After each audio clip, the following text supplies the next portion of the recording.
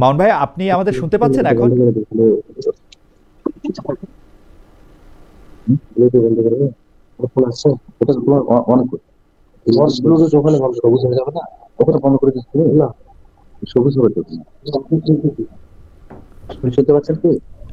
মামুন ভাই, আপনি কি আমাদের শুনতে পাচ্ছেন?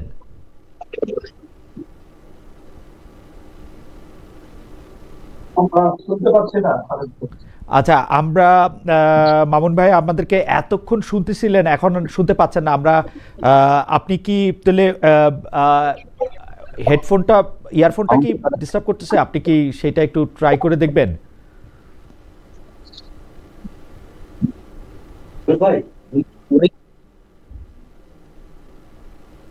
না না, আমি তো ব্লুটুথ লাগাইছি, হেডফোন। আমরা একটু দেখছি যে মাওলানা মামুনুল হকের কানেকশনটা একটু বেটার হয় কি না, কারণ মাওলানা মামুনুল হক আছেন দিনাজপুরে। তো সেখান থেকে আসলে আমাদেরকে ইনি শুনতে পাচ্ছেন না, শুনতে পাচ্ছিলেন এতক্ষণ অনুষ্ঠানটি শুরু করার আগে, এখন আমাদের শুনতে পাচ্ছেন না।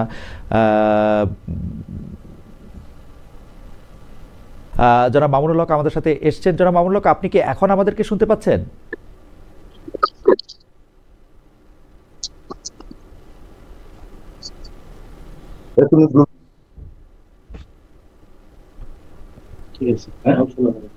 শোনা যাচ্ছে না তো এখন? মামুন ভাই, শোনা যায় আবার। মামুন ভাই, আপনি কি আমাকে শুনতে পাচ্ছেন? জি মামুন ভাই, আপনাকে আমাদের অনুষ্ঠানে স্বাগত জানাই।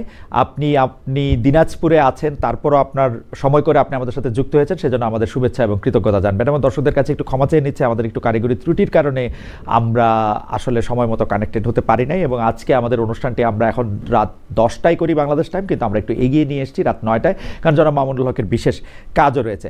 জনাব মামুনুল হক, আপনার জন্য আমরা একটা ইন্ট্রো ঠিক করে রেখেছিলাম, কিন্তু কারিগরি কারণে সেই ইন্ট্রো এবং ভালো কথা অনেকগুলি আসলে বলা হয়নি, কিন্তু যেটা হচ্ছে যে জুলাই সনদ বাস্তবায়নের দাবিতে তিনি, জনাব মামুনুল হক এখনও সক্রিয়, খেলাফতে মজলিসের আমির এবং বাংলাদেশ হেফাজতে ইসলামী বাংলাদেশের যুগ্ম মহাসচিব জনাব মাওলানা মাহমুদ মামুনুল হক। আপনাকে এবার অফিসিয়ালি আবার একটু স্বাগত জানাই, প্রশ্নে যেতে চাই আপনার অনুমতি নিয়ে। জি ধন্যবাদ, আমরা যেতে পারি আলহামদুলিল্লাহ। জি, যারা আমাদের সাথে যুক্ত আছেন, আমিও আমার পক্ষ থেকে সকলকে স্বাগত জানাচ্ছি। জি মামুন ভাই, আমরা আজকে জানি যে আমি আমি আমি আসলে যখন কারিগরি সংযোগটি প্রতিষ্ঠিত হতে চেষ্টা করছিল, তখন আমি বলছিলাম যে আজকে জাতির উদ্দেশ্যে প্রধান উপদেষ্টা ডক্টর মোহাম্মদ ইউনূস ভাষণ দিয়েছেন, সেখানে তিনি জানিয়েছেন জাতীয় সংসদ নির্বাচন ও গণভোট একই দিনে অনুষ্ঠিত হবে, কিন্তু আপনার স্পষ্ট দাবি ছিল গণভোট আগে হতে হবে, জুলাই সনদের সব বাস্তবায়ন করতে হবে, তারপর জাতীয় সংসদ নির্বাচন। এখন সরকারের সিদ্ধান্ত জাতীয় নির্বাচনের দিনই হবে যে গণভোট, এটা নিয়ে আপনার প্রতিক্রিয়া কি জনাব মামুনুল হক? যে ইতিমধ্যে আমি আমার এবং আমাদের দলীয় প্রাথমিক তাৎক্ষণিক প্রতিক্রিয়া আমরা ব্যক্ত করেছি।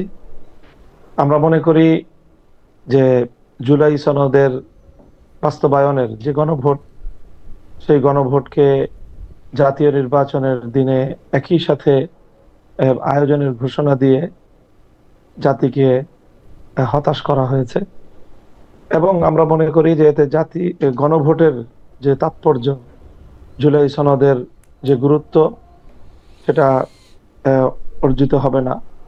জুলাই সনদের প্রতি মানুষের যে মনোযোগ হওয়ার কথা, 4টা প্রশ্ন রাখা হয়েছে, এই প্রশ্নগুলো সাধারণ মানুষের অনুধাবন করা, উপলব্ধি করা, তারপরে মনোযোগ সহ সেই বিষয়ে নিজের মতামত ব্যক্ত করা, এই বিষয়গুলো জাতীয় নির্বাচনের সাথে যখন প্রতীক এবং প্রার্থীদের তুমুল একটা প্রতিযোগিতার মধ্য দিয়ে নির্বাচন অনুষ্ঠিত হবে, সেই ডামাডোলে আমরা মনে করি গণভোটের মতো, বিশেষ করে জুলাই সনদ বাস্তবায়নের মতো রাষ্ট্রের অন্যতম আগামীর রূপরেখা নির্ধারক এমন একটি বিষয়ের গণভোট আয়োজন করার কোনোভাবেই যথাযথ পরিবেশ নিশ্চিত করা যাবে না।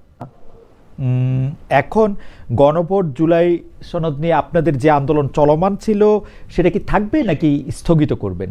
আপনাদের সিদ্ধান্তটা কি এই মুহূর্তে? না, এখানে আমাদের অনেকগুলো বিষয় ছিল আন্দোলনের।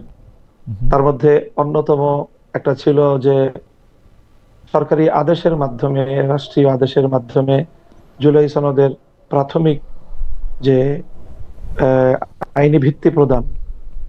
আমরা যদিও প্রত্যাশা করছিলাম যে সরকারি অন্য কোনো আদেশের মাধ্যমে হবে, এরপরে যেভাবে আদেশ হয়েছে আমরা সেটিকে স্বাগত জানাই, যে একটি সরকারি আদেশ জারি হয়েছে।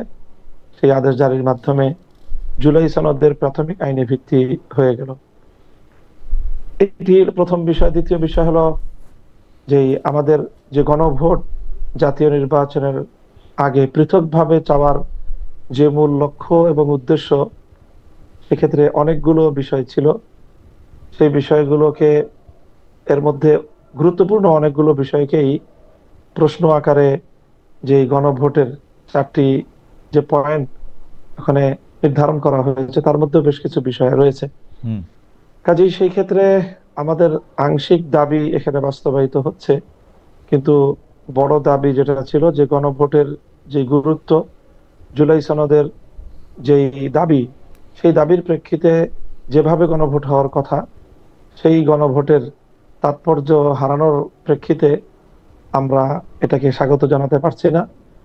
আমরা যেহেতু এই বিষয়টা আরো পর্যালোচনার বিষয়, দলীয় ফোরাম এবং 8 দল আমরা যারা আন্দোলনে আছি, এই বিষয়গুলো আমাদের 8 দলীয় ফোরামেও আলোচনা হয়ে তারপরে আমরা পরবর্তী একটা পদক্ষেপ বা আমাদের পরবর্তী ঘোষণা আমরা জাতির সামনে দিব ইনশাআল্লাহ। তার মানে আন্দোলন চলবে কি চলবে না সেটা আপনারা মানে সিদ্ধান্ত নিয়ে তারপরে জাতির সামনে আপনারা পরে জানাবেন। এই মুহূর্তে আন্দোলন স্থগিত থাকবে না চলবে সেই ব্যাপারে আপনারা কোনো সিদ্ধান্ত নেন নাই? এই মুহূর্তে আমাদের যেই কর্মসূচি আগে থেকে ঘোষণা করা আছে, সেই কর্মসূচিগুলো পালিত হবে এবং আগামী 16ই নভেম্বর আমরা একটি সম্মিলিত বৈঠকে সিদ্ধান্ত রয়েছে। আমরা আশা করছি সেখান থেকে চূড়ান্ত সিদ্ধান্ত আসবে। আপনারা অনেক বছর ধরেই বলছেন যে ক্ষমতায় যেতে পারলে ইসলামী শরিয়া মোতাবেক রাষ্ট্র আপনারা চালাবেন। আপনাদের দলের নাম থেকে খেলাফতের বিষয়টি স্পষ্ট হওয়া যায়, তার জন্যই রাজনীতি করছেন। আমাদের একটা ছোট্ট প্রশ্ন আছে যে জুলাই সনদ বাস্তবায়নের দাবিতে যে আপনারা সোচ্চার, এই জুলাই সনদের দাবি মানে বাস্তবায়নের সঙ্গে এই কাঙ্ক্ষিত ইসলামী শরিয়া বা খেলাফত কায়েমের কোনো অগ্রগতি সাধিত হবে কিনা, এটা আপনারা এরকম মনে করছেন কিনা? মানে জুলাই সনদ ও শরিয়া ভিত্তিক শাসনের কোনো সম্পর্ক রয়েছে কিনা? খেলাফতের যে ব্যবস্থা বা ইসলামী ব্যবস্থা, আমরা যেটা বিশ্বাস করি অ্যাজ এ মুসলিম, সেটা হলো যে আল্লাহ প্রদত্ত যে ব্যবস্থা, সেটাই মানব জাতির জন্য সবচেয়ে কল্যাণকর ব্যবস্থা। আদার্স অন্যান্য সেক্টরের মতো রাজনীতি, রাষ্ট্র ব্যবস্থা, শাসন ব্যবস্থার ক্ষেত্রেও ইসলামের চেয়ে উত্তম এবং সুন্দর কোনো ব্যবস্থা হতে পারে না। মানুষের সাম্য, মানবিক মর্যাদা, মানুষের মৌলিক অধিকার নিশ্চিত করার ক্ষেত্রে ইসলাম হলো সর্বশ্রেষ্ঠ ব্যবস্থাপনা এবং একমাত্র নির্ভুল ব্যবস্থাপনা। কাজে সেই ক্ষেত্রে ইসলামের যে বড় একটি মৌলিক চাহিদা, সেটি হলো মানব সমাজের মধ্যে সাম্য এবং ইনসাফ কায়েম হওয়া, বৈষম্য দূরীভূত হওয়া। তো আমরা মনে করি যে জুলাই সনদের রাষ্ট্রীয় ভিত্তি প্রতিষ্ঠার মাধ্যমে তো একটা বৈষম্য বিদরিত হওয়ার ক্ষেত্রে, ইনসাফ প্রতিষ্ঠার ক্ষেত্রে আমাদের এক ধাপ অগ্রগতি হবে। বিগত যে 72-এর বাংলাদেশের যে বন্দোবস্ত, রাজনৈতিক বন্দোবস্ত, সেটাকে আমরা চরম বৈষম্যপূর্ণ, ইসলামের প্রতি অনেক বেশি বিদ্বেষী মনোভাবাপন্ন আমরা মনে করি। সেই জায়গাটা থেকে জুলাই সনদ অবশ্যই, যেহেতু এর মধ্যে অনেকটা ভারসাম্য আসবে, ইনসাফের, ন্যায় এবং ইনসাফ মানেই হলো ইসলামের প্রতি এক ধাপ অগ্রগতি।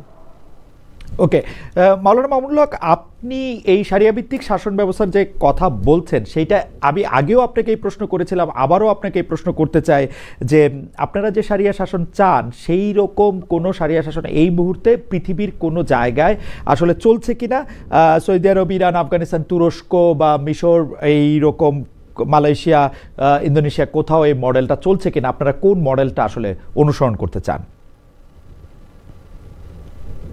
আমিও আগে যেরকম জবাব দিয়েছিলাম, আমার সেই প্রশ্নের একই রকম জবাব, যে সৌদি আরব বা মিডিল ইস্টের যে দেশগুলো আছে, সংযুক্ত আরব আমিরাত, কুয়েত, এই সকল দেশগুলোতে শরিয়ার একটা দিক তারা ফলো করে।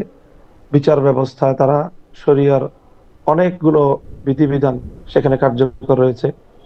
রাজনৈতিক যেই তার যে মডেল, সেটা খুব আংশিকভাবে ইরান কিছুটা ফলো করার চেষ্টা করে।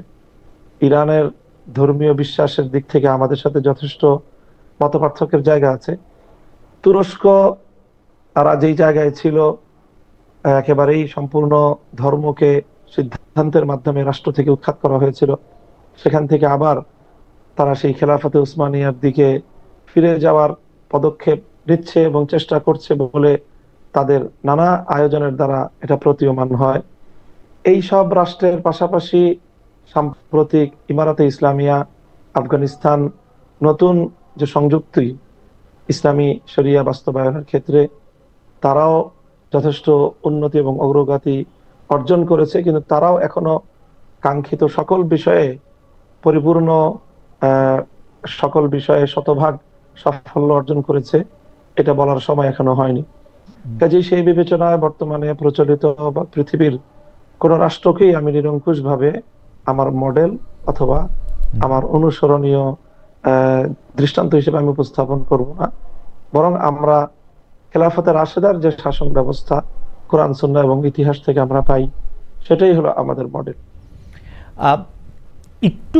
আরেকটু যদি পরিষ্কার করতেন যে আপনার স্কুল, মানলাম যে পৃথিবীর কোনো রাষ্ট্রকে আপনি মডেল হিসেবে নিচ্ছেন না, আদর্শ হিসাবে আপনি কাকে নিচ্ছেন? কারণ স্কুল অফ থটসেও আমরা নানা সময় নানা জনের মধ্যে মত পার্থক্য দেখি। যে ইসলাম ধর্ম অনুসরণ করলে, আপনি ইরানের কথা বললেন, আফগানিস্তান বা সৌদি আরবের কথা বললেন, এখন হাশেমি, উমাইয়া, খোলাফায়ে রাশিদিনের কথা বললেও সেইটাও আবার মানে যেহেতু ওসমান রাদিয়াল্লাহু আনহুর সময় থেকে এটি একটি উমাইয়াদের জায়গা থেকেও আমরা একটা আলাদা স্কুল অফ থটস দেখি, যেটা আপনি আসলে অনেক বেশি জানেন। তো সেই স্কুল অফ থটসের মধ্যে আপনারা আসলে কোন স্কুল অফ থটস অনুসরণ করবেন যদি আপনারা রাষ্ট্র ক্ষমতায় আসেন?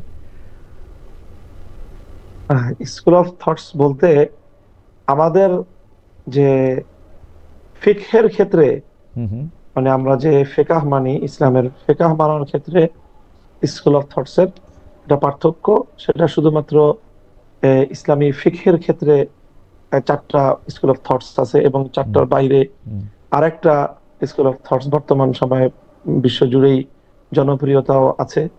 সেটি হলো যেটাকে সালাফি একটি স্কুল অফ থটস আমরা বলতে পারি। এই 5টি স্কুল অফ থটস বর্তমানে পৃথিবীতে চলছে ফিকহের ক্ষেত্রে। আর যদি ইসলামী আকীদার বিশ্বাস সহ বলি, তাহলে মৌলিকভাবে 2টি পার্থক্য বা 2টি এখানে ভাগ, একটা হলো শিয়া আর একটা হলো সুন্নি। এই সুন্নির মধ্যে কিন্তু সমস্ত স্কুল অফ থটস গুলো একীভূত। তো আমরা সেই জায়গায় কোনোভাবেই শিয়া মডেলকে আমরা বিশ্বাস, চিন্তা, দর্শনের ক্ষেত্রে অনুসরণ করি না। আমরা সুন্নি থটসটাকে অনুসরণ করি এবং রাষ্ট্রবিজ্ঞান ক্ষেত্রে, রাষ্ট্রবিজ্ঞান এবং রাজনীতির ক্ষেত্রে এই স্কুল অফ থটস গুলোর মধ্যে কোনো ভেদাভেদ নেই। এখানে সুন্নি যেই মতবাদ, যেটা কোরআন সুন্নাহ ভিত্তিক, সেটাকে আমরা আমাদের মডেল বলে এবং আমাদের স্কুল অফ থট হিসেবে আমরা অনুসরণ করি।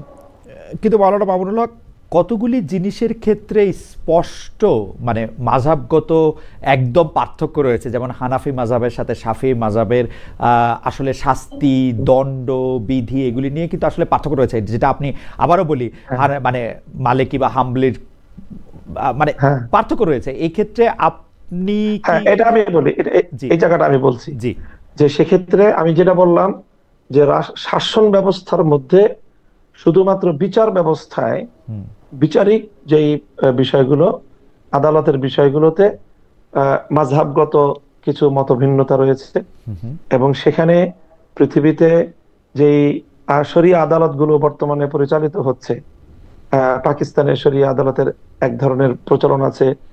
ইভেন আমাদের পার্শ্ববর্তী ভারতেও যে আপনার ফ্যামিলি বা পারিবারিক আদালত হিসাবে যে আদালত আছে, সেই আদালতেও কিন্তু রাষ্ট্রীয়ভাবে সেটা সমর্থিত এবং রাষ্ট্রীয়ভাবে সেটা পরিচালিত। সেখানেও এক ধরনের স্কুল অফ থট অনুসরণের একটি বিষয় রয়েছে।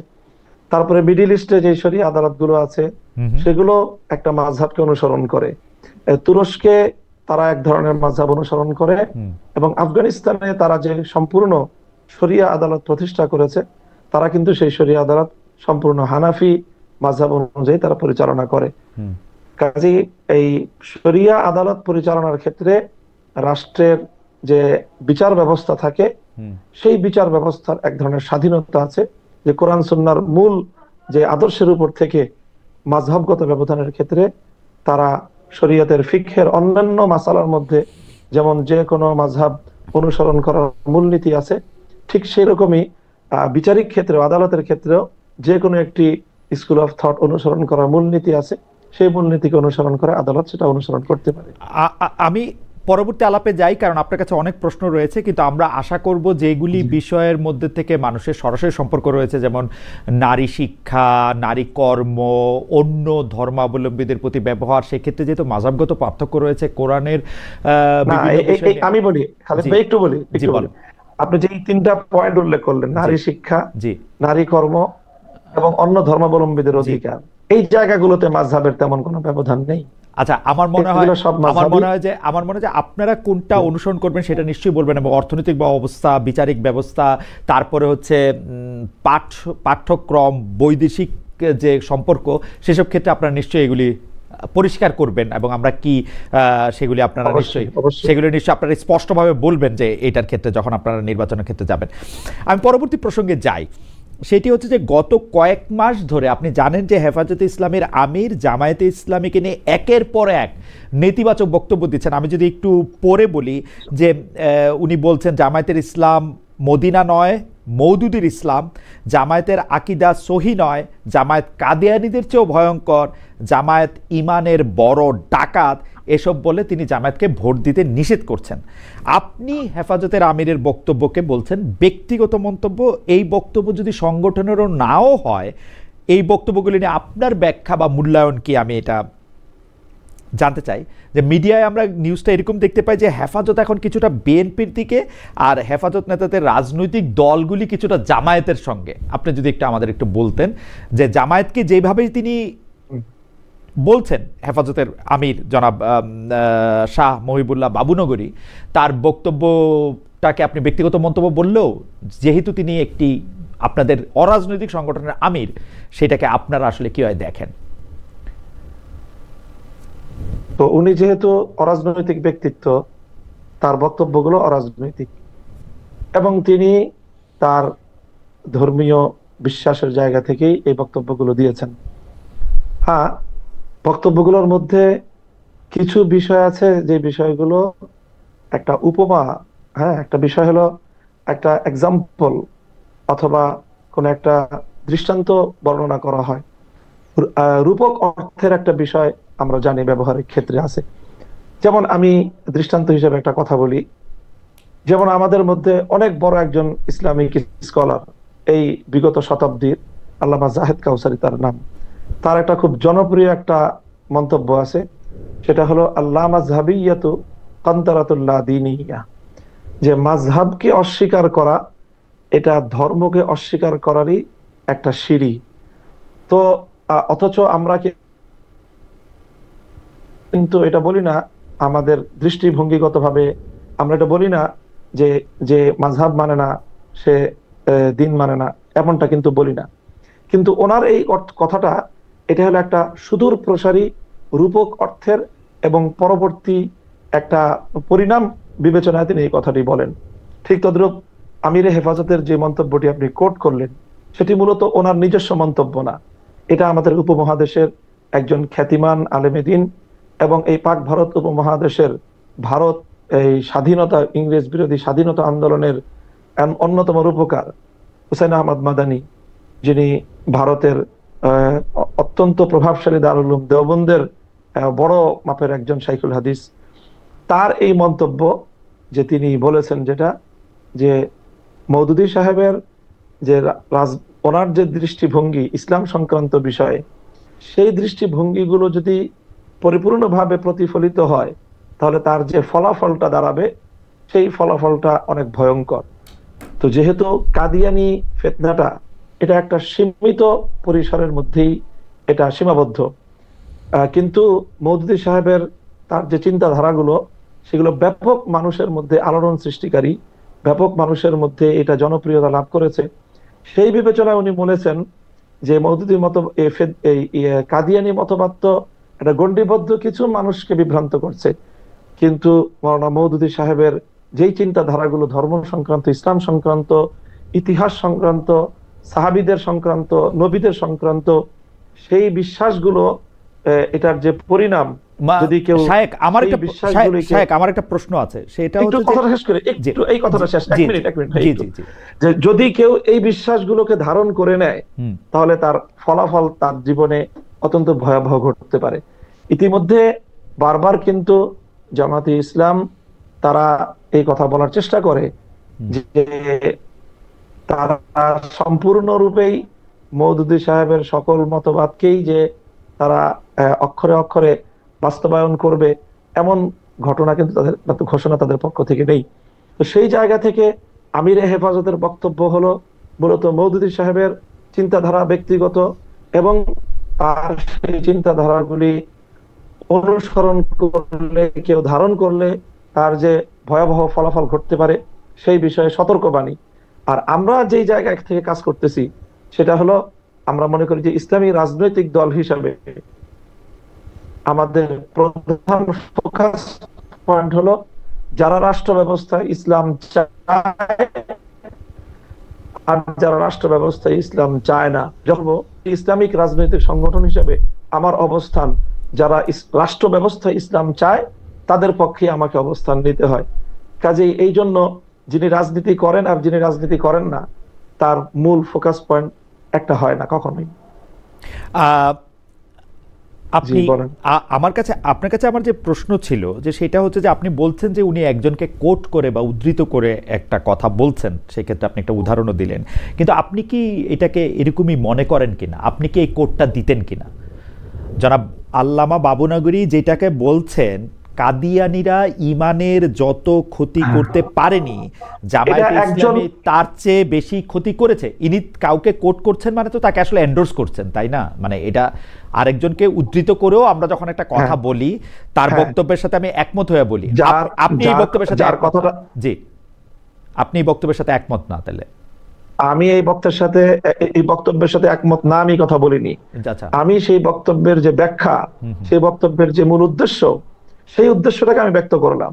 এবং এই বক্তব্যটা আমাদের একজন অনুসরণীয় ব্যক্তির, এবং তিনি রাজনৈতিক দূরদৃষ্টি সম্পন্ন এবং ধর্মীয় স্কলার, কাজেই তিনি তার ধর্মীয় জায়গা থেকে এটার পরিণামের বিষয়ে সতর্ক করেছেন। আমরা জামাতে ইসলামের যারা আছে, মওদুদি সাহেবের ফলোয়ার, তাদেরকেও আমরা সতর্ক করার জন্য আমরা ওই কথা বলি যে এই বিষয়টা যদি আপনারা যদি ভুল করেন তাহলে আপনারা এই ধরনের ক্ষতির মধ্যে পতিত হতে পারেন। আপনি কি মনে করেন যে আল্লামা মামুনুল হক, আপনি কি মনে করেন যে মওদুদি সাহেবের দেখিয়ে দেওয়া আদর্শ বা পথ বাদ দিলে জামায়াতে ইসলামী যে মানে কথা বলে সেই রাজনীতিতে তারা থাকবে, নাকি তাদের কিছু পরিবর্তনও করতে হবে যদি ব্যাপারটা শুধু মওদুদি সাহেবই হয়? হ্যাঁ, শুধু এখানে আমি জামাতে ইসলামের রাজনীতি সম্পর্কে আমার যে অবজারভেশন, সেটা হলো জামাতে ইসলাম অনেক ক্ষেত্রেই মওদুদি সাহেবের অনেক আদর্শকেই তারা অনুসরণ করে না।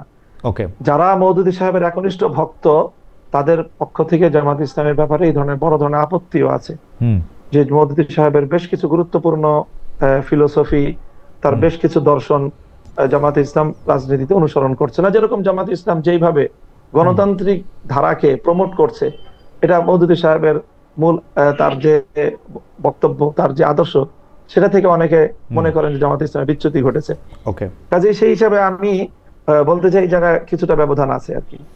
আপনি যেহেতু গণতন্ত্রের প্রশ্নটা তুললেন, সেহেতু আমি একটু জানতে চেয়ে রাখি যে আপনি মানে খেলাফতে মজলিস গণতন্ত্র প্রশ্নটাকে কিভাবে ডিল করে? আসলে গণতন্ত্র বলতে আমরা যে মডেলটা দেখি, জামায়াতে ইসলামীও যে ধরনের গণতন্ত্রের কথা বলে, খেলাফতে মজলিসের ক্ষেত্রে গণতন্ত্রের প্রশ্নের উত্তরটা কি? আসলে খেলাফতে মজলিসের চোখে গণতন্ত্রটা কেমন? হ্যাঁ, আমরা আমরা আমরা গণতন্ত্রের মধ্যে তিনটা পার্ট করি। গণতন্ত্রের মধ্যে তিনটা পার্ট আছে। একটা পার্ট হলো বিশ্বাসের জায়গা, আর একটা পার্ট হলো অ্যাপ্লিকেশনের জায়গা। অ্যাপ্লিকেশনের জায়গার মধ্যেও আবার দুইটা পার্ট আছে। আমরা তো গণতন্ত্রের যে সবচেয়ে জনপ্রিয় ডেফিনিশন আব্রাহাম লিঙ্কনের দেয়া, government of the people, by the people, for the people, এটাই আমরা জানি।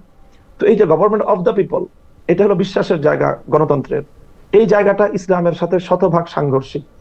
ইসলাম কখনোই রাষ্ট্রের, জনগণের, কারোরই নিরঙ্কুশ সার্বভৌম ক্ষমতাকে স্বীকার করে না। ইসলামের লা ইলাহা ইল্লাল্লাহ যে ব্যক্তি বিশ্বাস করবে, ইসলামের সেই প্রথম কালেমার সাথেই গভর্নমেন্ট অফ দ্য পিপলের সরাসরি সংঘর্ষ। কাজে আমরা মনে করি না যে গভর্নমেন্ট অফ দ্য পিপল, জনগণের যেটা চাইবে, যা চাইবে সেটাই আইনে পরিণত হবে, বিষয়টা এমন নয়। বরং সমস্ত মানুষ মিললেও, তারা ঐক্যবদ্ধ হলেও, একমত হলেও আল্লাহর কোনো আইনের বিপরীত তাদের কোনো আইন করার অথরিটি বা সেই অধিকার তাদের নেই। এই জায়গাটা গণতন্ত্রের সাথে সম্পূর্ণ আমরা ডিফার করি। ফর দ্য পিপল যেটা, এটা গণতন্ত্র যেটা বলে যে সরকার বা রাষ্ট্র জনগণের কল্যাণে কাজ করবে, এটার মধ্যে ইসলামের সাথে গণতন্ত্রের সাথে কোনোই ব্যবধান নাই, শতভাগ মিল আছে। বাই দ্য পিপলের যে জায়গা, সেটা ইসলামের একটা ভিন্ন ফর্মুলা আছে, গণতান্ত্রিক নির্বাচন ব্যবস্থার একটা ভিন্ন ফর্মুলা, সেটা শতভাগ ইসলামের সাথে মিলে না। তো আমরা শুধুমাত্র বাই দ্য পিপল, যে জনগণ নির্বাচন যে পদ্ধতি গণতন্ত্রের, আমরা মন্দের ভালো হিসেবে গণতন্ত্রের নির্বাচন ব্যবস্থাটাকে আমরা অল্প সময়ের জন্য বা সাময়িক সময়ের জন্য বিকল্প ভালো কোনো ব্যবস্থা না থাকায় আমরা গণতান্ত্রিক নির্বাচন পদ্ধতিকে আমরা অনুসরণ বা সেটাকে আমরা প্রয়োগ করছি বা সেটাতে অংশগ্রহণ করছি, বিষয়টা এতটুকুই। আপনার কি এই ক্ষেত্রে ইরানে যেটা চলে বা শিয়ারা যেটা দ্বাদশ ইমামীয় মতবাদের মধ্যে দিয়ে যারা এটা এগিয়ে আসছে, মানে স্টার্টিং ফ্রম আলী রাদিয়াল্লাহু আনহু, তারপরে হাসান হোসেন জয়নুল আবেদিন মৃত্যুকি মিন্নকি হয়ে, তারপরে এটা হয়ে যে 12 ইমামীয় যে মতবাদ, যে ইমাম সাহেব তার একটা খেলাফত বা বায়াত দিয়ে যাবেন, আপনারা কি ওইটাতে আস্থা রাখতেছেন বা ওইরকম একটা কিছু করবেন? না, সেটাকে তো আমরা সঠিক মনে করি না। তাদের যে শিয়াদের যে ইমামতের যে বিশ্বাস, সেটা একদম আমাদের মৌলিক প্রিন্সিপালস গুলির সাথে সাংঘর্ষিক। সেটার সাথে আমাদের বিশ্বাস বা কর্মের কোনো সম্পর্ক নেই। তাহলে আপনারা কিভাবে করবেন এটা? আপনারা গণতন্ত্রকে মেনে নিচ্ছেন, মানে আপনারা গণতান্ত্রিকভাবে নির্বাচিত হয়ে খেলাফতের দিকে এগুলি কি মানে মডিফাই করব, নির্বাচন ব্যবস্থা মডিফাই করব। সেটা কিরকম হবে? ধরেন আপনি খলিফা নির্বাচিত হলেন, তাহলে আপনি কি বায়াতটা দিয়ে যাবেন আরেকজন খলিফাকে? সেটা না, সেটা হবে কেন? সেটা কি আমরা যেটা করব সেটা হলো সর্বপ্রথম আমাদের যে শরিয়া ভিত্তিক নির্বাচন ব্যবস্থার যে ফর্মুলা, আমরা প্রথমে নির্বাচন কমিশনটাকে আমরা এখানে সংস্কার করব। নির্বাচন কমিশনের দায়িত্ব নির্ধারণ করব। নির্বাচন কমিশনের দায়িত্ব হবে ভোটার আইডি কার্ড প্রণয়ন করা। এখন যেটা দেয় ন্যাশনাল আইডি কার্ড, রাষ্ট্রের মধ্যে 2 ধরনের আইডি কার্ড থাকবে, একটা হবে এনআইডি আর একটা হবে ভিআইডি। ন্যাশনাল আইডি কার্ড রাষ্ট্রের সকল নাগরিকরা পাবে, ভোটার আইডি কার্ড রাষ্ট্রের সকল নাগরিকরা পাবে না। রাষ্ট্রের ভোটার আইডি কার্ড পাবে 2টো ক্রাইটেরিয়ার উপর ভিত্তি করে।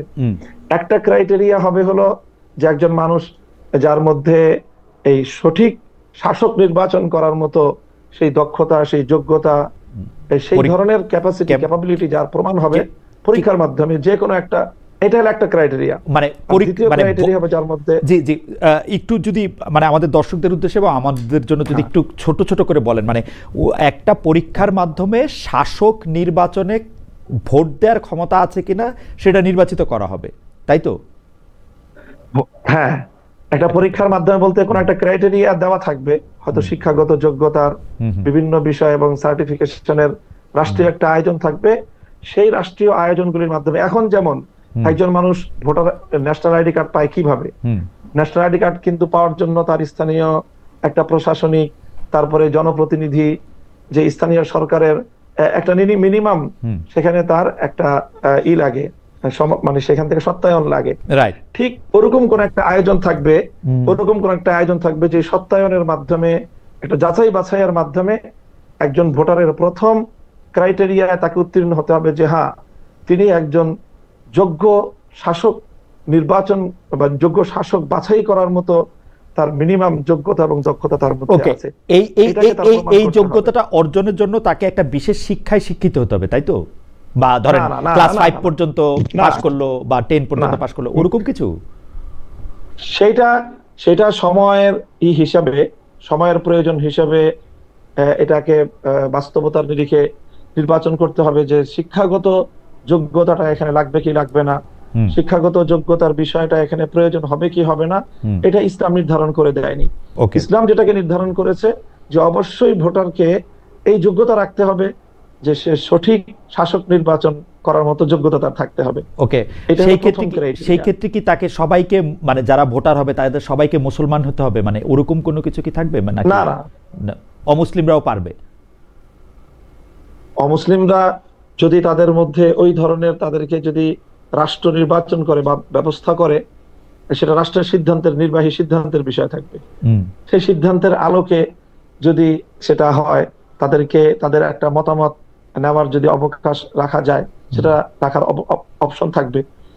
আর দ্বিতীয় যে ক্রাইটেরিয়া থাকবে সেটা হলো যে আমানতদারিতা থাকতে হবে, যে নৈতিকতা, নীতি নৈতিকতার ন্যূনতম মানে একজন মানুষকে উন্নীত হতে হবে, যার দ্বারা এমন কোন অপরাধ বা এমন কোন অভিযোগ যার ব্যাপারে প্রমাণিত হবে যে তিনি ব্যক্তি স্বার্থে, দলীয় স্বার্থে অথবা অন্য কোনো স্বার্থের কারণে যোগ্য ব্যক্তিকে চেনার পরেও, জানার পরেও অযোগ্য ব্যক্তিকে শাসক হিসেবে তিনি যাকে মতামত দিতে পারেন, এরকম ব্যক্তিও ভোটার আইডি কার্ড পাবে না।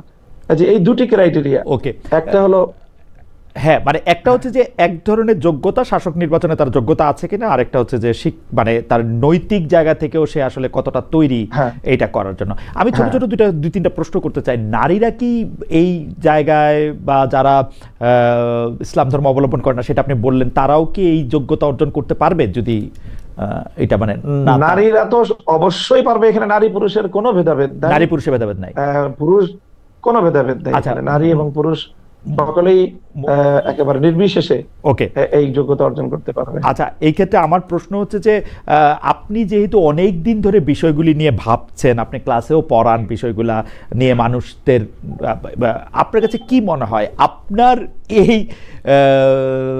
ক্রাইটেরিয়ানে বাংলাদেশে এখন কত সংখ্যক ভোটার থাকতে পারে? আমরা 18 কোটি বাংলাদেশের মধ্যে। অবশ্যই ভোটার সংখ্যা অনেক কমে আসবে।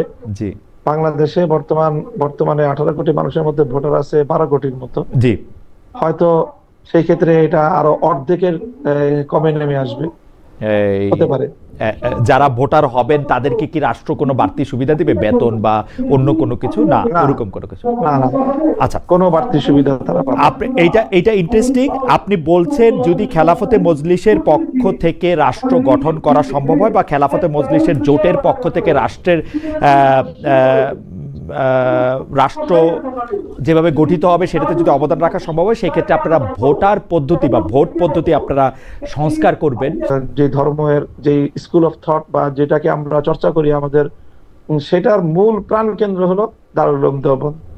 বিগত 150 বছর ধরে সেই জায়গা থেকে আমরা বাংলাদেশি যারা আছি কওমি মাদ্রাসার, আমরা আমাদের অপর পরিচয় হলো আমরা দেওবন্দি। ঠিক একইভাবে আফগানিস্তানে বর্তমানে যারা রাষ্ট্র পরিচালনা করছে ইমারতে ইসলামিয়ার সরকার, এটা টপ টু বটম পূর্ণটাই দেওবন্দি কওমি চিন্তার অধিকারী। এই জন্য তারা বলেছে যে তাদের প্রাণকেন্দ্র দেওবন্দ। পাকিস্তানের আলেম ওলামা যারা আছেন, পাকিস্তানের ধর্মীয় গোষ্ঠী আমাদের যারা আছেন, তাদেরও কিন্তু সকলের উৎস হলো দেওবন্দ।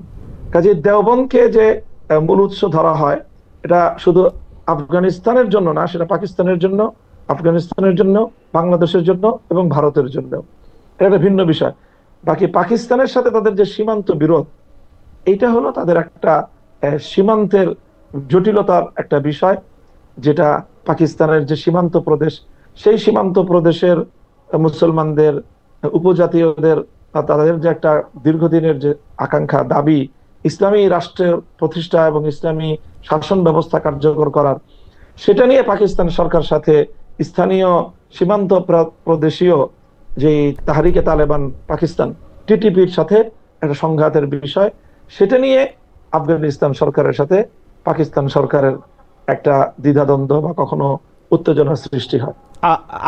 সীমান্ত উত্তেজনা বলবো। আপনার কাছে এইটা নিয়ে একটু বিশ্লেষণ আমি জানতে চাই, যে মোদী সরকার যেখানে ঘোষিতভাবে বা তার অবস্থানগত কারণে যারা মুসলমানদের জন্য ঠিক মানে বৈষম্যহীন সরকার না, আমি যদি সবচেয়ে ভদ্রভাবেও বলি, সেই মোদী সরকার তালেবান সরকারের সাথে ঘোষণা দিয়ে তালেবান সরকারের সাথে তার আলাদা মানে এক ধরনের মানে কি বলবো ভালোবাসা সম্মানের সম্পর্ক করতে চাইছে, এটা কারণ কি বলে মনে হয়? তালেবানরা সেটাতে মানে তালেবান সরকার সেটাতে আবার সাড়াও দিচ্ছে। মানে একটা আফগানিস্তানে পররাষ্ট্রমন্ত্রীর সফর তো ছোট ঘটনা না আসলে, কারণ এই পৃথিবীর কয়টা দেশ আফগানিস্তানের পররাষ্ট্রমন্ত্রীকে হোস্ট করবে, এমনকি মুসলমান দেশগুলিও, সেটা কিন্তু আসলে হাতে গোনা। সেই ক্ষেত্রে ভারত এটি করছে। মানে মোদী সরকার এবং তালেবান সরকারের এই বন্ধনটাকে আপনি আসলে কিভাবে দেখেন? এটা হলো বর্তমানে এই পৃথিবীতে রাষ্ট্রীয় স্বার্থের বিষয় সম্পূর্ণ আমি মনে করি। আফগানিস্তান এখন এমন একটা জায়গায় অবস্থান করছে যে সেটা একটা বিকাশমান একটা রাষ্ট্র, এবং এই দক্ষিণ এশিয়ায় উদীয়মান একটা বড় ধরনের শক্তি উত্থান ঘটতে যাচ্ছে, অর্থনৈতিক শক্তি হিসেবেও তাদের উত্থান ঘটবে। তো এই জায়গায় আপনার ভারতের চিরপ্রতিদ্বন্দ্বী চীন কিন্তু আফগানিস্তানে নিজেকে এমন ভাবে তাদের সাথে সম্পৃক্ত করে ফেলেছে, আফগানিস্তানের বিশাল যে ভূখণ্ড 6.5 লক্ষ বর্গ কিলোমিটারের, বিপুল পরিমাণ সেখানে খনিজ সম্পদ, এবং নতুন একটা বিকাশমান একটা রাষ্ট্র হিসেবে সেখানে বিপুল অর্থনৈতিক ইনভলভমেন্টের যে সুযোগ, এই সুযোগটা একচেটিয়া চায়না নিচ্ছে। তো ভারত চায়নার প্রতিযোগিতায় ভারত দেখছে যে সে যদি তার সেই হিন্দুত্ববাদ দিয়ে পড়ে থাকে, সে চায়নার প্রতিযোগিতায় এতটাই পিছিয়ে পড়বে যে সে এখানে উপমহাদেশে তার নেতৃত্ব এবং তার অর্থনৈতিক স্বার্থ সে ধরে রাখতে পারবে না। আমি মনে করি এটা উপমহাদেশীয় আঞ্চলিক যে আধিপত্যের স্বার্থ, অর্থনৈতিক স্বার্থ এবং ভারত চায়নার যে দ্বৈরথ, সেই স্বার্থের ভিত্তিতেই ভারত এটা করেছে। আর তালেবান বা ইমারাত যেটা করেছে সেটা হলো তাদের এখন এই মুহূর্তের প্রয়োজন হলো পৃথিবীতে যে কোনো রাষ্ট্রের সাথে তাদের যে একটা স্বাভাবিক যে তাদের কূটনৈতিক এবং বাণিজ্যিক সম্পর্ক, সেটা ভারত, আমেরিকা, রাশিয়া, চায়না যেই তাকে তাদেরকে অ্যাক্সেস দিবে তার সাথেই তারা অগ্রসর হয়ে গিয়ে এই বন্ধুত্বের হাত তারা বাড়িয়ে দিবে, তাদের পলিসি। যারা মামুনুল হক, এখন যদি এরকম হয় যে মোদী সরকার মানে আফগানিস্তানের থেকে তো অর্থনৈতিকভাবে বাংলাদেশের সাথে সম্পর্ক উন্নয়ন বা বাংলাদেশের সাথে স্বাভাবিক বাণিজ্যের যে বিগ ব্রাদার রোলটা ভারত এতদিন প্লে করে আসছে, সেইটা তো ভারতের জন্য খুব গুরুত্বপূর্ণ। এখন ভারত যদি চায় যে এই অঞ্চলে আপনি যেটা চায়নার কথা বললেন ব্যালেন্সটা আনার জন্য, ভারত যদি চায় জামায়াতে ইসলামী এবং হেফাজতে ইসলামীর সমন্বয়ে বা খেলাফতে মজলিসের নেতৃত্বে বাংলাদেশেও একটা সরকার আসুক যেটা তালেবান সরকারের মতো, তো সেই ক্ষেত্রে কি আপনারা ভারতের এই প্রস্তাব বা ভারতের এই সাহায্য লুফে নেবেন? অনেকে আবার বলতেছেন যে ভারত এরকম চাচ্ছে এরকম একটা সরকার বাংলাদেশে হোক। আপনার কাছে কি মনে হয় যে যদি আমরা স্বাভাবিকভাবেই, ভারত আমাদের সবচেয়ে ঘনিষ্ঠ প্রতিবেশী রাষ্ট্র, বাংলাদেশের অলমোস্ট 80 থেকে 90% এলাকাই ভারতের সাথে সীমান্ত লাগোয়া, আমরা কখনোই ভারতের সাথে বৈরতা চাইতে পারি না। তো ভারত যদি আমাদের সাথে বিগ ব্রাদার স্বরূপ আচরণ পরিহার করে, আমাদের উপর এই আগ্রাসনী মনোভাব যদি তারা পরিহার করে, বন্ধুত্ব সুলভ আচরণ যদি তারা সাম্যের ভিত্তিতে গড়ে তুলতে চায়, এবং সেটা আমি মনে করি অবশ্যই ইসলাম যেহেতু সর্বক্ষেত্রেই ভারসাম্যপূর্ণ, ইসলামী ব্যবস্থা যেহেতু সবচেয়ে বেশি সাম্যের ইনসাফপূর্ণ, এই জন্য ভারত যদি এটা রিয়েলাইজ করে যে আসলে বাংলাদেশে ইসলামী শাসন ব্যবস্থা প্রতিষ্ঠা হলে বাংলাদেশের সাথে তাদের ন্যায় ভিত্তিক সম্পর্ক প্রতিষ্ঠার ক্ষেত্রে সহায়ক হবে, সেটা যদি তারা এই শুভবুদ্ধি যদি তাদের মধ্যে হয়, আমরা তাদেরকে ওয়েলকাম জানাবো। আমার মনে হয় যে যেই মানে যে ভূ রাজনীতির কথা আপনি আসলে বললেন চীনের বাস্তবতায়, পাকিস্তানের বাস্তবতায় এবং অন্যান্য জায়গায়, সেক্ষেত্রে ভারত হয়তো আপনাদের এই প্রস্তাব আপনাদেরকে দিতেই পারে যে বাংলাদেশে এরকম একটা সরকার হলে তাদেরও হয়তো সুবিধা আছে। যাই হোক, সেটা আপনার কথায় পরিষ্কার, যদি ভারতের জায়গা থেকে এই শর্ত পরিবর্তন করে তাহলে আপনাদেরও কোনো বাধা আসলে নাই ভারতের সাথে আলাদা করে আলাপ চালিয়ে যাওয়ার। স্বাভাবিকভাবে আমাদের কারোর সাথে স্থায়ী সম্পর্ক, বন্ধুত্ব বা শত্রুতার স্থায়ী সম্পর্ক নেই। ওকে, আপনি স্থায়ী বন্ধুত্ব বা শত্রুতার কথা বলছেন। আমি আবার একটু পাকিস্তানে যাই। পাকিস্তানে যে নিষিদ্ধ ঘোষিত সংগঠন যেটা কথা আপনি বললেন, তেহরিকি তালিবান বা টিটিপি, সেই টিটিপি প্রতিরোধ পাকিস্তান সামরিক বাহিনীকে অনেক সময় দিতে হচ্ছে।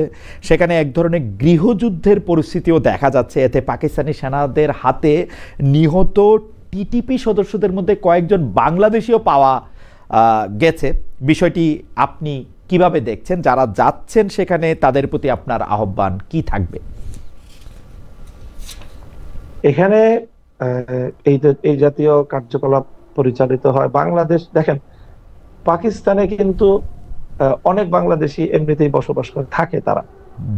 তারা বংশীয়ভাবে বাংলাদেশি হলেও দেখা যায় যে তারা দীর্ঘদিন ধরে পাকিস্তানে বসবাস করছে।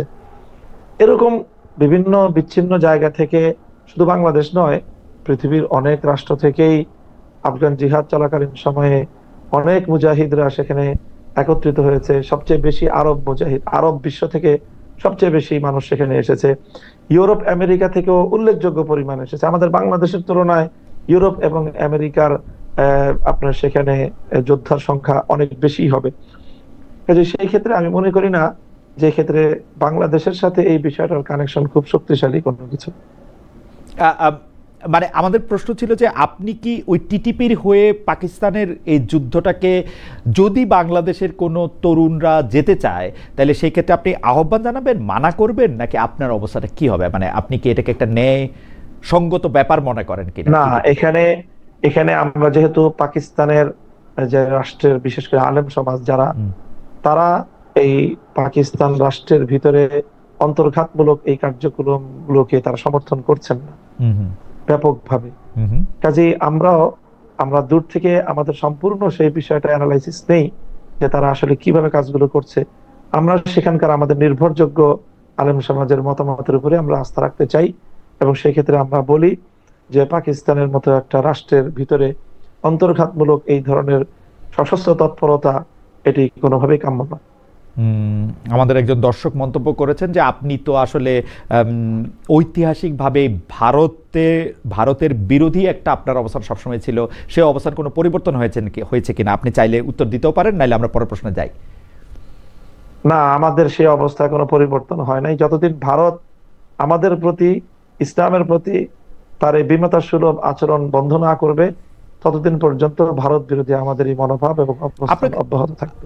আপনার কাছে এই প্রশ্নে আবার একটু মনে হয় যে আপনার কাছে কি এরকম মনে হয় কিনা যে ভারত একটা পিক অ্যান্ড চুজ করে, যেমন মানে এই মুহূর্তে আফগানিস্তানের চেয়ে বড় ইসলামিক শরিয়া মানা দেশ তো আসলে নাই, যেই কারণে অনেক দেশই তো তাদের সাথে তাদের একটা ভালো সম্পর্ক থাকবে, পাকিস্তানের সাথে থাকবে না, বাংলাদেশের সাথে অন্যরকম হবে। সেটা কি মনে হয় আপনার? এবং আপনি আবার এটাও বলছেন যে তারা যদি মনে করে ভূরাজনীতির ক্ষেত্রে তারা বাংলাদেশকে পাশে পেতে হলে তারা এইরকম একটা শাসন দরকার, সেক্ষেত্রে আপনারাও খুব আপত্তি করবে না।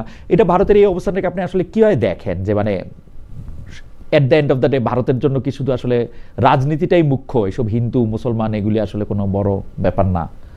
হ্যাঁ, আমি এটাই মনে করি যে মোদির রাজনীতিও এটাই, সেই হিন্দুত্ববাদকে উস্কে দিয়ে যে কংগ্রেসের ভারতে যে একটি ঐতিহ্যবাহী একটি শান্তিপ্রিয় এবং কি বলে অংশগ্রহণমূলক যে রাজনীতি, সেটার বিপরীতে হিন্দুত্ববাদকে উস্কে দিয়ে এই বিজেপির যে উত্থান, তারা তাদের ইন্টারনাল ভারতে তারা সেই রাজনীতিটা করে, এক্সটার্নাল তাদের যে পলিসি এটা সম্পূর্ণ ভিন্ন। এখানে তারা ওই বিবেচনা তারা করছেন। স্পষ্ট আপনার কথা। কাবুল থেকে ফিরে এসে আপনি প্রথম আলোতে একটি সাক্ষাৎকার দিয়েছিলেন, সেখানে আপনি বলেছেন যে তালেবান সরকার যে নারী শিক্ষার পথ রুদ্ধ করে রেখেছে সেটা আপনার পছন্দ হয়নি। আপনি নারী শিক্ষা, নারীদের কেরিয়ার, চাকরি বাকরি, ব্যবসা বাণিজ্য এসব নিয়ে আপনার দলের ইশতেহার বা অবস্থানটা আমাদের জানাবেন কিনা? বাংলাদেশ জামায়াতে ইসলামের আমির সম্প্রতি নারীরা কম কাজ করার ক্ষেত্রে নারীদের 5 ঘন্টা কাজ করলেই পারিশ্রমিক পুরো দেওয়া হবে এটি বলেছেন। এই বক্তব্য নিয়ে আসলে কি বলবেন? যে মনে হচ্ছে জামায়াতে ইসলামী একটা অবস্থান নিচ্ছে যাতে নারীরা কম কাজ করে তুলনা, কারণ 5 ঘন্টা কাজ করলে তো আসলে কারো পক্ষেই, কোনো কোম্পানির পক্ষেই আসলে তাকে নেওয়া খুব লাভজনক হবে না। আপনার অবস্থাটা কি যদি আমরা একটু বলতেন? হ্যাঁ, এখানে বক্তব্যের দুটো দিক আছে। 5 ঘন্টায় তাদেরকে পূর্ণ বেতন দেওয়ার যে বিষয়, এখানে নারীর জন্য লাভবান হওয়ার আবার ক্ষতিগ্রস্ত হওয়ার দুটি কিন্তু দিক আপনার বক্তব্যেই চলে আসলো এবং আছে বিষয়টা, এবং এটা রিয়েল। তো আমরা মনে করি যে আমরা এই মুহূর্তে নারীদের কর্মসংস্থান এবং নারীর কর্মক্ষেত্রে তাদের সুযোগ সুবিধার বিষয়ে একেবারে চূড়ান্ত কোনো কথা আমি মুহূর্তে বলছি না। আমি যেটা বলছি যে অবশ্যই আমাদের যতটুকু সক্ষমতা সেটা অবশ্যই নারী বান্ধব, নারীদের সর্বোচ্চ সম্মান এবং নিরাপত্তা, আমরা এই দুটো বিষয়ে প্রাধান্য দেওয়ার চিন্তা করি। সম্মান এবং তার নিরাপত্তা, নারী যেন অর্থনৈতিকভাবে নিরাপদ থাকে, নারী যেন কোথাও কর্ম করতে গিয়ে সম্মান হানি তার না হয়, তার নিরাপত্তা বিঘ্নিত না হয়। এই জন্য রাষ্ট্র কাঠামোর ক্ষেত্রে একটা বড় ধরনের পরিবর্তন আনা আমরা প্রয়োজন মনে করি। সেজন্য শিক্ষাঙ্গন থেকে সকল ক্ষেত্রে নারীদের জন্য যে সেপারেট ব্যবস্থাপনা, ভিন্ন ব্যবস্থাপনা, সেই জাতীয় ব্যবস্থাপনাকেই আমরা প্রায়োরিটি দিই। তৈরি পোশাক শিল্পের ক্ষেত্রে যে এখন প্রায় 50 কম বেশি হতে পারে 50 লাখের মতো নারী শ্রমিক আছেন, মানে যদি আমরা ব্যাকওয়ার্ড লিঙ্কেজগুলিও ধরি, তারা কি যেভাবে এখন কাজ করতেছেন সেভাবেই কাজ করতে পারবেন আপনার পছন্দ মতো বা আপনি সরকারের নেতৃত্বে থাকলে? অবশ্যই তারা শুধু এভাবে না, তাদের এখন বেশ কিছু বড় বড় সমস্যা আছে। নিরাপত্তার সমস্যা, তাদের হ্যারাসমেন্টের সমস্যা, এই সমস্যাগুলো রাষ্ট্রের বড় ধরনের এখানে আমি মনে করি ইনভলভমেন্ট দরকার। এবং রাষ্ট্রের পক্ষ থেকে এই যে নারীদের যে কর্মসংস্থানগুলো, সেখানে দুর্ঘটনা ঘটলে নারীরা স্বাভাবিকভাবেই এই দুর্ঘটনা ওভারকাম করার জন্য বা সেখান থেকে নিরাপদে সরে আসার জন্য পুরুষদের মতো তাদের সেই ক্যাপাবিলিটি থাকে না। এই জাতীয় বিষয়গুলি আরো নিরাপদ হওয়া দরকার। নারী শ্রমিকদের সেখানে পুরুষ সুপারভাইজারদের দ্বারা নানাভাবেই তারা নিগৃহীত হয়, হয়রানির শিকার হয়। সেই বিষয়গুলোর ক্ষেত্রে একটা রাষ্ট্রীয় নির্দেশনা থাকা দরকার এবং সেটার একটা সুপারভাইজিং দরকার। এই জাতীয় বিষয়গুলো আমরা নিশ্চিত করে নারীদের জন্য গার্মেন্টস সেক্টর সহ ইত্যাদি ক্ষেত্রে নিরাপদ এবং উত্তম কর্মসংস্থানের বিষয়টা আমাদের হাতে আমরা সুযোগ পেলে এটাকে আরো সম্প্রসারিত করব। আপনারা এই ক্ষেত্রে কি তালেবান মডেলটা ফলো করবেন, যে আপনারা নারীদের কম কাজ করার ক্ষেত্রে উৎসাহিত করবেন, যে নারীরা কম কাজ না করুক? কারণ মানে এই প্রশ্নটা আপনাকে বলা একটা দ্বিরুক্তি, কারণ আপনি স্পষ্ট বলেছেন যে আপনি আসলে ওটা ওদের পছন্দ করেন নাই, ওদের সিস্টেমটা। না, আমি বলি এটা আমার মনে হচ্ছে যে ইমারাতের আফগানিস্তান সম্পর্কে এটা একটা ভুল বার্তা। তারা কিন্তু নারী দৃষ্টিভঙ্গিগত ভাবে তারা কিন্তু নারীর কর্মসংস্থানের বিরোধী না। তারা হলো সৌদি বা আরব বিশ্বের যে মডেলটা আছে এই ক্ষেত্রে তারা সেটা ফলো করতে চাচ্ছে, যে আরব বিশ্বে কিন্তু ব্যাপকভাবে নারী শিক্ষার আয়োজন আছে এবং উন্নত আয়োজন, ব্যবস্থাপনা, সব সুন্দর ব্যবস্থাপনার মাধ্যমেই তারা সেটা করতে চাচ্ছে। তো আমি সেই জায়গাটাতে আমার কথা সেটাই, যে বাংলাদেশেও আমরা সব বিষয়ে এখানে যদি আমরা অ্যাপেল টু অ্যাপেল তুলনা করি, যেমন সৌদি আরবে একজন নারী কিন্তু কাজ করতে পারে, একইভাবে আফগানিস্তানে কি একজন নারী কাজ করতে পারে? সৌদি আরবে একজন নারী গাড়ি ড্রাইভ করতে পারে, আফগানিস্তানেও কি একজন নারী গাড়ি ড্রাইভ করতে পারে? সৌদি আরবে কি যারা নারীরা আফগানিস্তানে ড্রাইভ করে আমি নিজেই দেখেছি। জি, নারীরা সেখানে ড্রাইভ করছে, নারীরা মার্কেটিং করে, তাদের আলাদা মার্কেট আছে, আলাদা মার্কেট, তারা ব্যবসা বাণিজ্য, মার্কেটটা আলাদা, সেখানে বিক্রেতাও নারী। হ্যাঁ, এরকম মার্কেট তারা প্রতিষ্ঠা করেছে। আবার কমন মার্কেটেও নারীদের কেনাকাটা সবকিছু স্বাভাবিক। মানে একটা আরব বিশ্ব বলতে আমরা যদি এখন সৌদি আরব বা মিশর বা তিন জায়গা থেকে যদি আমরা উদাহরণ নেই, ইরানে একটা নারীর যেরকম অধিকার, আফগানিস্তানেও নারীদের সেরকমই অধিকার আছে। হ্যাঁ, আচ্ছা, অধিকারটা ঠিকই আছে, শুধু শিক্ষার ক্ষেত্রে তারা এখনো পর্যন্ত কোনো ভালো সন্তোষজনক ব্যবস্থা তারা করতে পারে। মানে শিক্ষাটার ক্ষেত্রে তারা নারী শিক্ষার বিপক্ষে বা না, দৃষ্টিভঙ্গিগতভাবে বিপক্ষে না, তারা আন্ডার প্রসেসিং। তারা নারীদের জন্য যেই ধরনের শিক্ষা ব্যবস্থা, শিক্ষার আয়োজন তারা নারীদের জন্য, মানে কি সেটা আলাদা শিক্ষা ব্যবস্থা, ধরেন মানে পুরুষ আর নারী শিক্ষা ব্যবস্থা আলাদা, মানে আলাদা, মানে কাঠামোগতভাবেও আলাদা, আবার বিষয়বস্তুগত ক্ষেত্রেও আলাদা। যেমন নারীরা আসলে বিষয়বস্তুগতভাবে আলাদা না, মানে নারীরা কাঠামোগত আলাদা, শিক্ষা প্রতিষ্ঠান থাকবে, সবকিছু পড়াশোনা করবে নারীরা। ওকে, কিন্তু সেটা এখন তাদের কাছ থেকে আমরা সেটা এখনো তারা শুরু করেন। হ্যাঁ, ওটা শুরু তারা বাস্তবায়ন করতে পারেনি। ওকে, সরকারি প্রাথমিক স্কুলে সঙ্গীত ও শারীরিক শিক্ষা বিষয়ে শিক্ষক নিয়োগের সিদ্ধান্ত নেয়ার পরে আবার বলা যায় আপনাদের আপত্তি, আপনাদের হুঁশিয়ারের মুখে সরকার এই নিয়োগ উদ্যোগ বাতিল করেছে। এখন সঙ্গীত চর্চা, সঙ্গীত শিক্ষা নিয়ে কিন্তু আসলে ইসলামের স্কুলগুলিতে আমরা তো আর এত ইসলাম জানি না, আপনাদের মুখেই শুনি যে এক একজন এক এক রকম কথা বলছেন। আপনাদের নেতিবাচক অবস্থানের কারণ কি? আপনারা ক্ষমতায় গেলে সঙ্গীত চর্চা, সঙ্গীতের অনুষ্ঠান নিয়ে আপনাদের অবস্থান কি হবে? কেন আমি এই কথা বলছি? কারণ আমি কিন্তু সৌদি আরবে কনসার্ট হতে দেখছি, আরব বিভিন্ন শিল্পীদের দুনিয়া মাতাতে দেখছি। আমি কিন্তু দেখছি যে অনেকে আবার এই কথাও বলছেন, মানে কোরআন হাদিস উদ্ধৃত করেই বলছেন যে আসলে সঙ্গীতের সাথে সরাসরি ইসলামের বিরোধ নাই, অশ্লীলতার সাথে আসে, সেটা সঙ্গীতের সাথে এই বিরোধটা না। আপনি একটু আমাদের বলবেন যে আসলে সঙ্গীত এবং শারীরিক শিক্ষা বিষয়ে বিরোধের জায়গা। জি,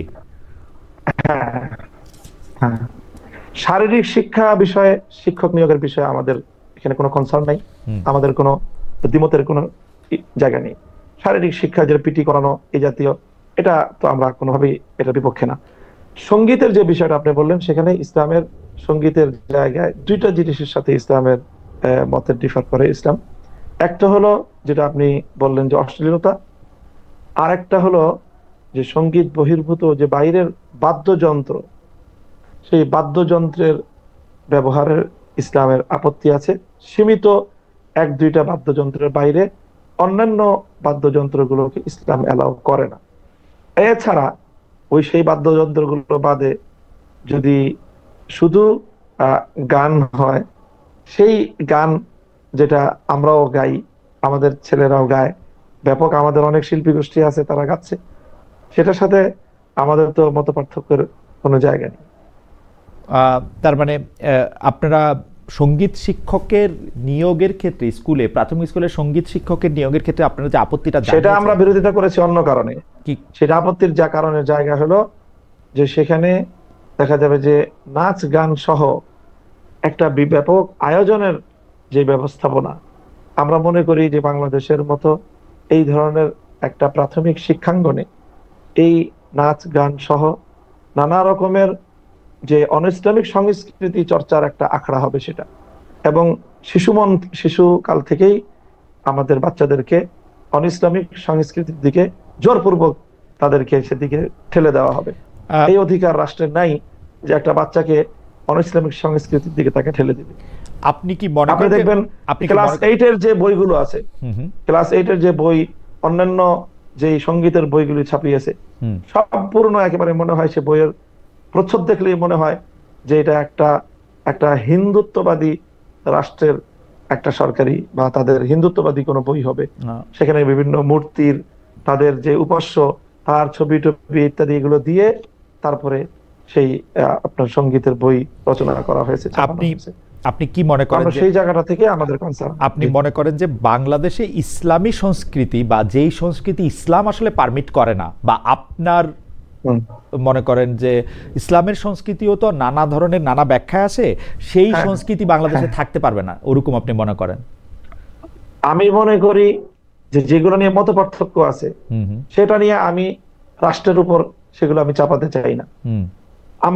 আমার সাথে হয়তো যারা সুন্নি বা যারা আমরা মনে করি আমাদেরকে যারা দেওবন্দি বলে, সুন্নি আছে, আহলে হাদিস আছে, বিভিন্ন স্কুল অফ থট আমরা ফলো করি, সম্মিলিত সকলের ঐক্যমতের যে জায়গাগুলো আছে সেই জায়গাগুলো বাংলাদেশে মুসলিমের সভ্যতার উপর, মুসলিম ঐতিহ্যের উপর সম্মিলিত এবং ঐক্যমতের কোন ঐতিহ্যের উপর আঘাত এটা করতে দেওয়া যাবে না। মানে মুশকিলটা কি, যে তাহলে তো আমাদের মানে আমার মুশকিলটা আমাকে যে ধরেন যে এইটা তো যখন কিছু কিছু বিষয়ে আমরা এরকম একমত শুনি, যেমন ধরেন ফেসবুকে আমরা যে বিভিন্ন বিষয়ে আলোচনায় অংশগ্রহণ করতেছি, মতামত দিতেছি, গালাগালি করতেছি, একজন আরেকজনকে কাফের বলতেছি, আমি আলেম সমাজের কথাই বলতেছি, তারা কাফের বলতেছি। আমরা ওয়াজের ময়দানে কোনো ভারতীয়, আমি নাম ভুলে গেলাম, ভারতীয় একজন নায়িকার কথা আমরা বলতেছি, পরে আবার এটাতে ফেরত আসতেছি, আমরা বিভিন্ন ধরনের রসিকতা করতেছি, আদি রসাত্মক কথা বলতেছি, ওগুলি ওগুলি বন্ধ করার ব্যাপারে তো আপনাদের একটা কড়া অবস্থানকে আমরা আসলে দেখি।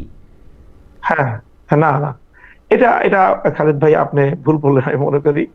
যে এই সকল বিষয়ে সবচেয়ে যাদেরই এই ধরনের স্লিপিং হয় বা যাদেরই এই ধরনের ভুল হয়, সেই বিষয়ে আমাদের অঙ্গন থেকে সবচেয়ে বেশি প্রতিবাদ হয় এবং এবং আমাদের চাপের কাছেই আপনি যেটা বললেন না যে আবার ভুল স্বীকার করলো, এই ভুল স্বীকার কিন্তু আমাদের অঙ্গন থেকে এই জাতীয় ভুলের প্রতিবাদের কারণেই ভুল স্বীকারটা করা হয়। আচ্ছা, মানে আপনাদের সেই প্রতিবাদটা আমরা আসলে খুব প্রকাশ্যে দেখি না, কারণ আমরা দেখি কি যে ধরেন একজন বক্তা তিনি এত এত এত এত নিষ্ঠুরভাবে মানে আরেকটা গোষ্ঠীকে এমনভাবে আক্রমণ করতেছেন যে আসলে ধরা যাক, আপনি এগুলো আসলে খুব ভালো করেই জানেন যে ধরেন যে 12ই রবিউল আউয়াল আসলে পালন করা হবে কি হবে না, মিলাদুন্নবী থাকবে কি থাকবে না, এগুলির ক্ষেত্রে তো একটা গোষ্ঠীগত জায়গা থেকে আরেকটা গোষ্ঠীকে এমনভাবে আক্রমণ করা হয় যে মানে আমাদের আসলে মানে প্রথমেই বলে নেওয়া হয় যে উমুক হচ্ছে কাফের এবং উনিও একজন আলেম। এখন আমরা কোন দিকে যাব আসলে? না না, কোন দিকে যাব আপনি যেভাবে অসহায়ত্ব প্রকাশ করতেছেন বিষয়টা এমন না। এখানে বাংলাদেশের যারা নেতৃস্থানীয় আলেম সমাজ, যারা প্রতিনিধিত্বশীল আলেম, তাদের পক্ষ থেকে কিন্তু এই বিষয়ে একটা চমৎকার ভারসাম্যপূর্ণ দিক নির্দেশনা আছে, আমাদের বক্তব্য আছে এবং আমরা সকলেই প্রতিনিধিত্বশীল আলেমগণ এই ক্ষেত্রে আমি মনে করি যে অঙ্গনে এমন কোন বিরোধ আমাদের বাংলাদেশে নেই যেটা নিয়ে এরকম চরম পর্যায়ের তৈরি হয়। তার একান্তই দুর্বল, তাদের ভুল বলবো। আচ্ছা, আমি একটা বিষয় শুধু আপনার একটু দিক নির্দেশনা চাই শিক্ষক হিসেবে, সেটা হচ্ছে যে আপনি কি মনে করেন যে একটা ইসলামী জলসায় আরেকটা ধর্মকে আক্রমণ করে বা ওই ধর্মের বিভিন্ন সাংস্কৃতিক চর্চাকে আক্রমণ করে কথা বলা কি উচিত আসলে, বা এটা কি ঠিক আছে? আপনি কি মনে করেন? এখানে আমি বলি একটা হলো কম্পারেটিভ রিলিজিয়াস ডিসকাশন, এটা একটা তো গুরুত্বপূর্ণ আলোচনা, এটা তো আলোচনা করতেই হবে।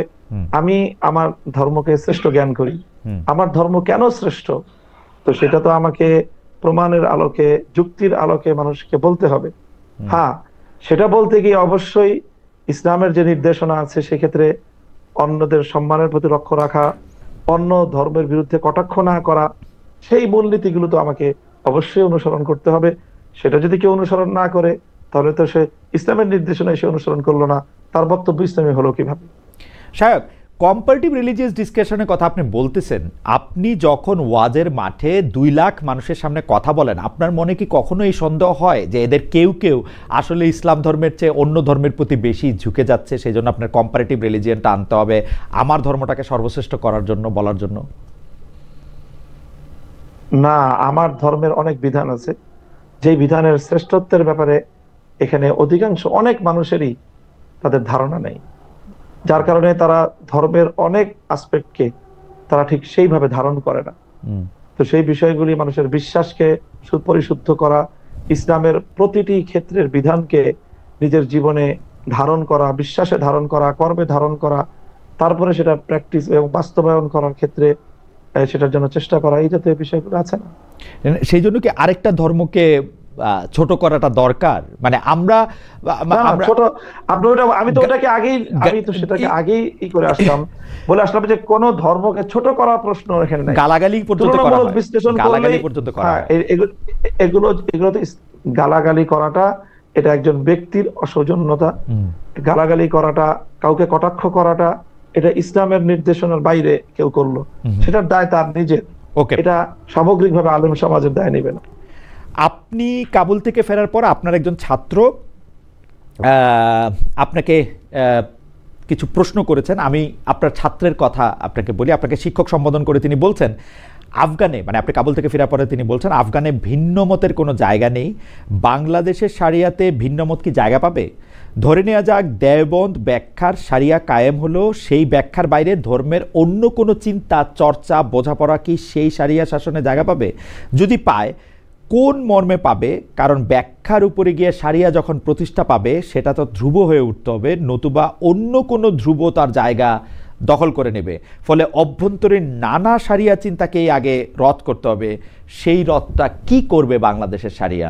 শায়েক, আপনি যদি বলেন, এটা আপনার একজন ছাত্র, উনি বুঝতে পারছি। জি জি, বলি। আমার শিক্ষক মামুনুল হকের কাছে কয়েকটি প্রশ্ন। জি জি জি আমরা মনে হয় খুব বেশি আলোচনা দীর্ঘায়িত করতে পারছি না খালিদ ভাই।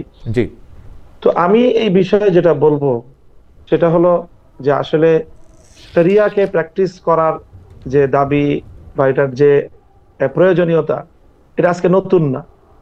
এবং শরিয়া রাষ্ট্র ব্যবস্থায় শরিয়া অ্যাপ্লিকেশন বা শরিয়াকে বাস্তবায়ন করার এই আয়োজন, এটা আজকে নতুন না, বরং এটা পৃথিবীতে প্রায় আপনার 1300 বছর ধরে তো এটা বাস্তবায়িত একটা সত্য।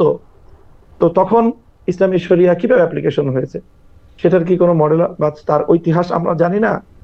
তো এটার প্রত্যেকটারই বাস্তবতা আছে।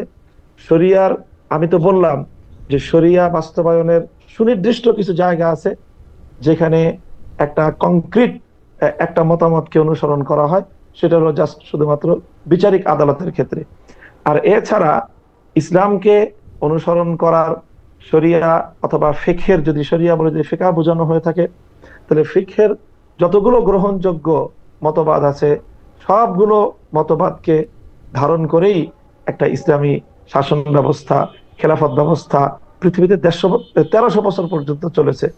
এটা আজকে নতুন প্রশ্ন হিসেবে উত্থাপন করাটা আমি মনে করি ইতিহাস সম্পর্কে এটা সঠিক না জানা থাকার কারণ। মামুন ভাই, আপনি আমাদের আর কতক্ষণ সময় দিতে পারবেন? আমরা যদি একটু জানা থাকে তাহলে আমরা একটু আর কতক্ষণ? না, আমি আর আমার সময় তো আসলে 10টা পর্যন্ত ছিল। জি জি ছিল, মানে আপনি কি আর 5-7 মিনিট থাকতে পারবেন আমাদের সঙ্গে? 5 মিনিট। জি, 5 মিনিট। আমি একটু বলি যে আমাদের একজন দর্শক, উনি বলছেন, সাইফুল ইসলাম ওনার নাম, নাস্তিক খালেদ কোন আলেম অন্য ধর্মের লোকদের গালি দিছে প্রমাণ দে, উদ্দেশ্যমূলক প্রশ্ন। আপনি বুঝতেই পারতেছেন যে কিভাবে আসলে গালাগালিগুলি হয়।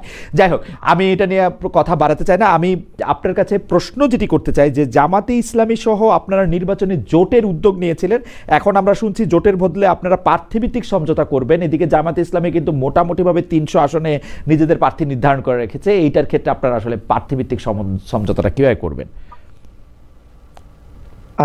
জামাতের সাথে জোট গঠন করার উদ্যোগ আমরা কখনোই নেই, বরং আমরা বাংলাদেশ খেলাফত মজলিসের পক্ষ থেকে ইতিমধ্যে 268টা আসনে আমরা আমাদের প্রার্থী তালিকা চূড়ান্ত করেছি। অবশিষ্ট 32টা আসনেও আমাদের একাধিক প্রার্থীর মধ্য থেকে আমরা বাছাই কার্যক্রম চূড়ান্ত করতে পারিনি বলে ঘোষণা করা হয়নি। 300 আসনে আমাদেরও নির্বাচন করার প্রস্তুতি সম্পূর্ণ আছে। তো সেই জায়গাটা থেকে এমন একটা আলোচনা চলছে যে হয়তো আসন ভিত্তিক কোনো একটা সমঝোতা হতে পারে, যে আসনে এক দলের প্রার্থী থাকবে সেই আসনে অন্যান্য দলগুলো প্রার্থী দিবে না, এরকম একটা সমঝোতা হওয়ার আলোচনা আছে, সম্ভাবনা আছে। সেই ক্ষেত্রে সেটা আসলে কতগুলো আসনে শেষ পর্যন্ত এই সমঝোতা গিয়ে দাঁড়াবে এটা তো সময়ই বলে দিবে। এখনো আমরা আগাম চূড়ান্ত কোনো কথা বলতে পারছি না। মাওলানা মামুনুল হক, বিএনপির সাথে আপনাদের দূরত্ব বা জামায়াতে ইসলামের কি একটা দূরত্ব সৃষ্টি হয়েছে 5 আগস্টের পরে? এই দূরত্বের আসলে কারণ কি? মানে একটা সময় আমরা দেখেছি যে বিএনপির সাথে আসলে জামায়াতে ইসলামের সম্পর্ক বা আপনাদের সম্পর্ক একটু অন্যরকম ছিল, এখন আবার দেখছি একটু অন্যরকম। এর কারণটা কি আসলে? বিএনপির সাথে ইসলামী বেশিরভাগ সংগঠনগুলোর একটা দূরত্বের বড় কারণ হলো